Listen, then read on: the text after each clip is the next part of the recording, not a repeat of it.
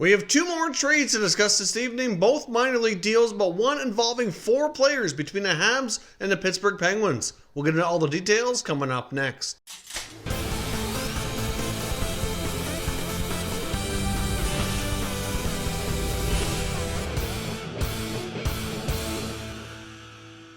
So welcome back to another video here at Top Shelf Hockey. We've had another flurry of NHL trades. Although these are both minor league deals, they could be important down the road. So I wanted to take a minute here to discuss what has transpired. Now, we saw a small minor deal between state rivals, the Florida Panthers, and the Tampa Bay Lightning. Certainly not something you see very often at all. The Tampa Bay Lightning have traded forward Danick Martel to the Florida Panthers in exchange for forward Anthony Greco. Now, these are both minor league players. Danick Martel is a player who's going to get a little bit of NHL experience, but not a whole lot. The Lightning ended up claiming him on waivers back in 2018. He's been with their system ever since, getting a few NHL games in the mix, but not a whole lot, mostly playing down in the minors. Anthony Greco was an undrafted player, signed as well by the Florida Panthers, played in their system for the last number of years, mostly all in the minors, and so those two players swap places and swap organizations. And then the four-player trade involving the Montreal Canadiens and the Pittsburgh Penguins do have some players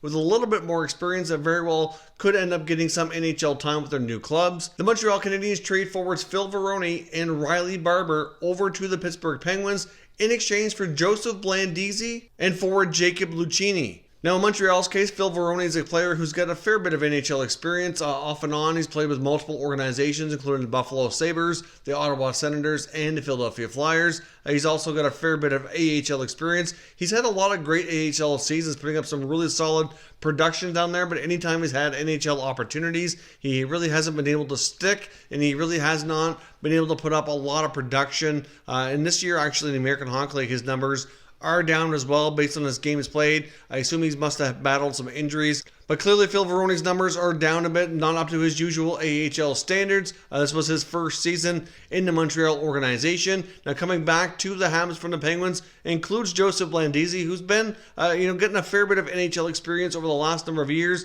He played with the Anaheim Ducks, New Jersey Devils, and the Penguins.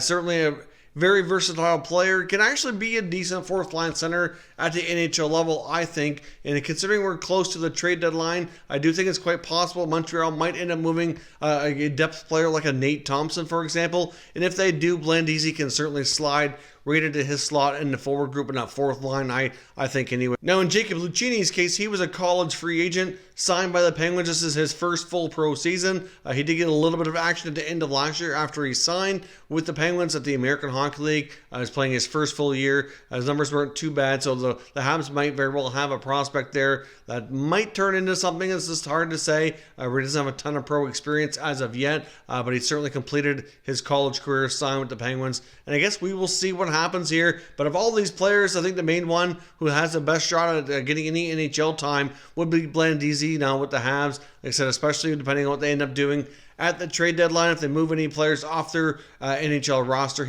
he could certainly slide in there and play a depth role in their bottom six. He's done that at times, like I said, in the last few years, a lot with the Penguins and Ducks here recently after starting with the New Jersey Devils. So I know these are minor deals, so let me know your thoughts. Any of these players you think will have impact at the NHL level? There's lots of other talk going around the NHL this evening as I record this about some other potential trades. Some players were held out of their lineups this evening due to precautionary reasons. One example of that is Nemestikov with Ottawa. It appears as though Pierre Dorion is weighing multiple offers from different teams to possibly move him along. So we'll see. We might have news on that here sometime soon as well. And we've also had Louis Domingue being held out with the Devils, and it was also placed on a waiver, so I'm not sure exactly what that's going to lead to, but there appears to be some more players who could be on the move sooner than later, and I'm sure there'll be plenty more before we hit deadline day on Monday the 24th. That is all for now. I'll be back when there's more breaking news to keep you all up to date on NHL Trade Deadline 2020. If you're new to the channel, consider subscribing, turning on your notifications so you don't miss any future content, and give this video a thumbs up if you enjoyed it as well. I'd appreciate it if you did. As always, thank you for watching, and I will catch you next time.